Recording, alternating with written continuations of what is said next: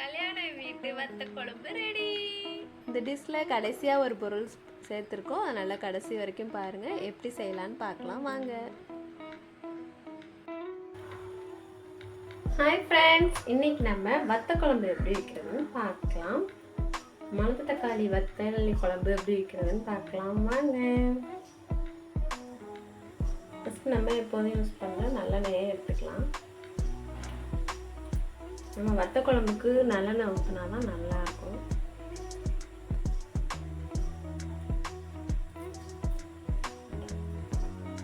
எண்ணெய் நல்லா சூடாகட்டும்.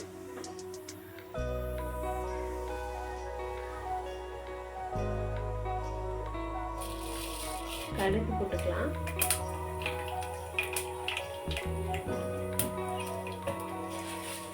கடுகு நல்லா பொரிஞ்சு வரணும். கொஞ்சமாக நம்ம வெந்தயம் போட்டுக்கலாம். எல்லா கடுகும் நல்லா பொரிஞ்சு வரணும்.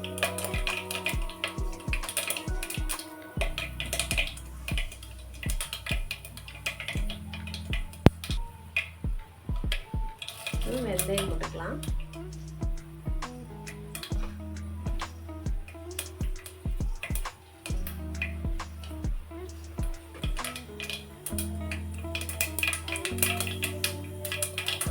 வெந்தயம் நல்லா சீக்கிரம் 3 பட்டை மிளகாய் போட்டுக்கலாம். அப்புறமா நம்ம பூண்டு சேர்த்துக்கலாம்.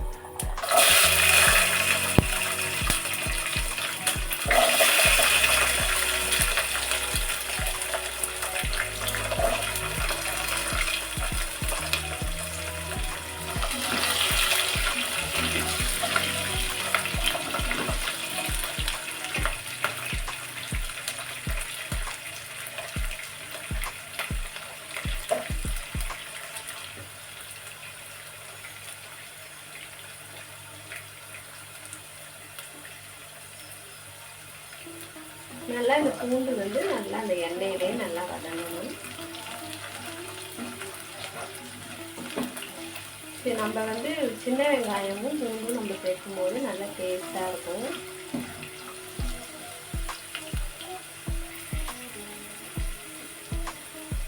அப்புறம் கொஞ்சம் வெங்காயம் சேர்த்துக்கலாம், சின்ன வெங்காயம்.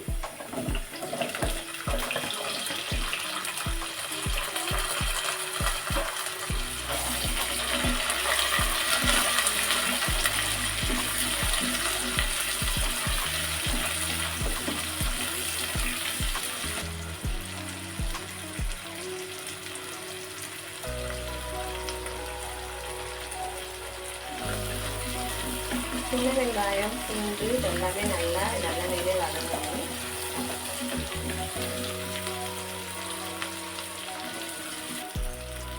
நல்லா சின்ன வெங்காயமும் பூண்டும் நல்லா வதங்கி வரணும்.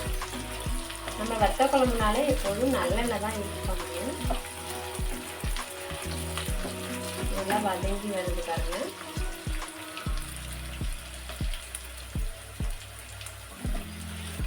நல்லா வதங்கி வரணும். இந்த மாதிரி நல்லா எண்ணெயிலே நல்லா சின்ன வெங்காயத்தை அப்படியே வதக்கிடணும். நான் முழுசாக போட்டிருக்கேன், நீங்கள் வேணால் அரிஞ்சு போட்டுக்கலாம்.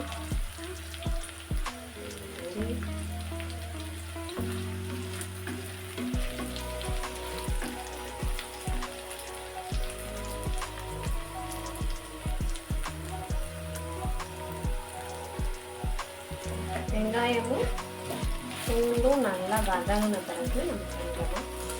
பெருங்காய பொடி சேர்த்துக்கலாம். பெருங்காய பொடி சேர்த்துக்கலாம்.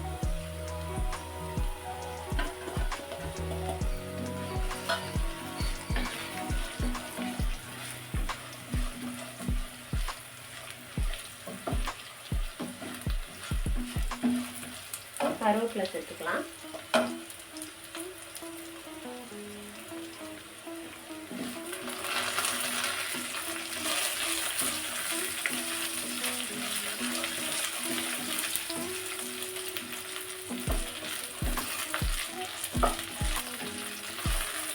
நம்ம குழம்புக்கு தூள் சேர்த்துக்கலாம். எப்போதும் குழம்புக்கு யூஸ் பண்ணுற அந்த தூள் சேர்த்துக்கலாம். அதையும் நல்லா இந்த எண்ணெயோடய நல்லா வதக்கிடலாம். மசாலா வந்து நம்ம நல்லா வதக்கிடணும்.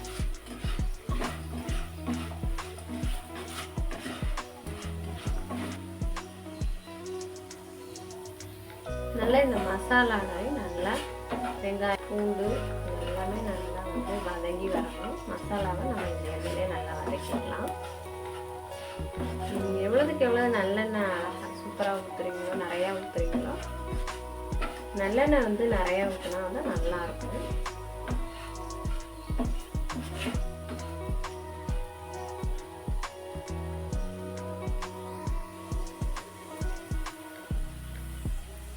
மசாலா நல்லா எண்ணெயிலே சுருங்கி வந்துடுச்சு. இப்போ நம்ம கரைச்சி வச்சுருக்கிற புளியை சேர்த்துக்கலாம். வேணுங்கிற அளவு தண்ணி ஊற்றிக்கலாம்.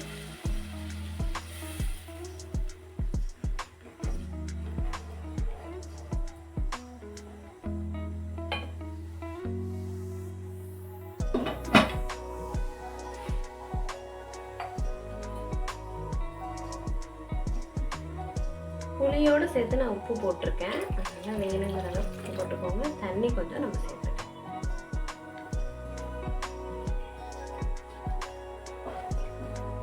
நல்லா இது கொதிச்சு வரட்டும்.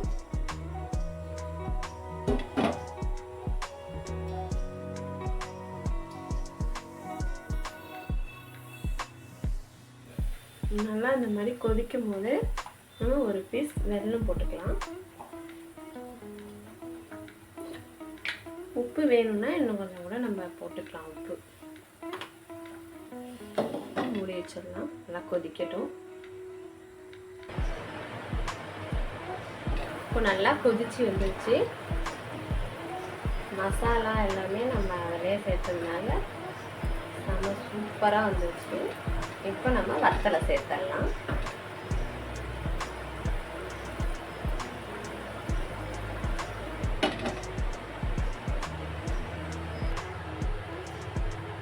கொஞ்சம் நல்லெண்ணெய் விட்டுக்கலாம்.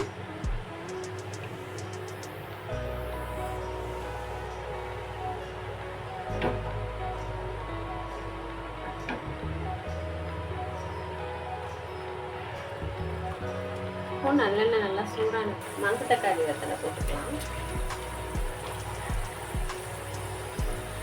உங்களுக்கு வேணுங்கிற அளவுக்கு நீங்க போட்டுக்கலாம்.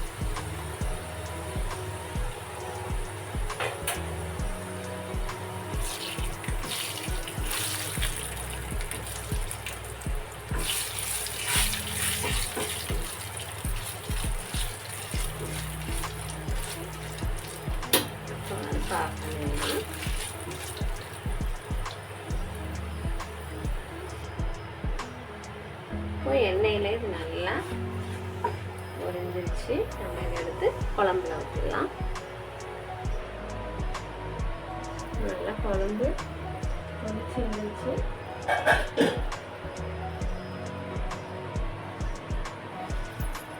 இப்போ இதை எடுத்து நம்ம இதில் ஊற்றிடலாம்.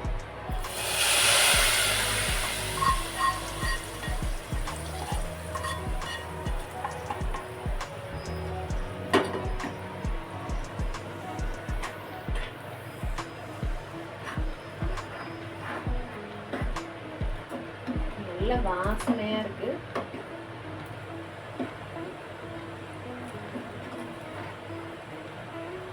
கல்யாண வீட்டு வத்த குழம்பு இப்படிதான் இருக்கும். பார்த்துருப்பீங்க எல்லா கல்யாணத்துலையுமே பாருங்க வத்த குழம்புனாலே ஒரு செம்ம சூப்பரா இருக்கும். இன்னைக்கு கல்யாண வீட்டு வத்த குழம்பு தான் நான் செஞ்சு காமிச்சிருக்கேன். ஒரு 10 நிமிஷம் அப்படியே இருக்கட்டும்.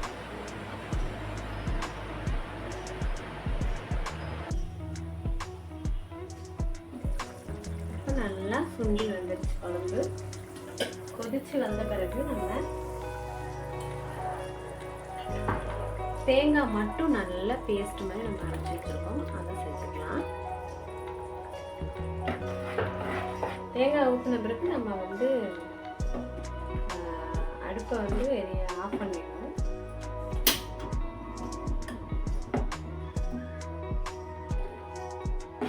அதுதான் டேஸ்டாக இருக்கும். தேங்காய் வந்து கொதிச்சிடக்கூடாது. தேங்காய் ஊற்றினோடனே நம்ம அடுப்பை ஆஃப் பண்ணிவிட்டு மூடி வச்சிடலாம்.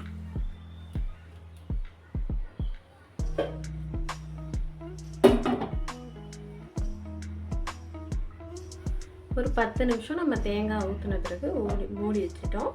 இப்போ பார்க்கலாம். செம்ம சூப்பராக இருக்குது பாருங்க.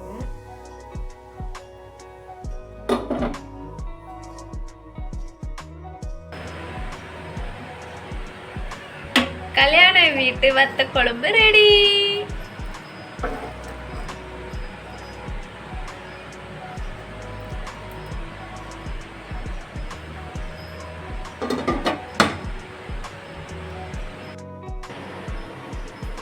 கல்யாண வீட்டு வத்த குழம்பு ரெடி. எல்லாரும் சாப்பிட வாங்க ஃப்ரெண்ட்ஸ். Okay bye. இந்த வீடியோ உங்களுக்கு பிடிச்சிருந்துச்சுன்னா லைக் பண்ணுங்க, ஷேர் பண்ணுங்க, கமெண்ட் பண்ணுங்க. தேங்க்யூ.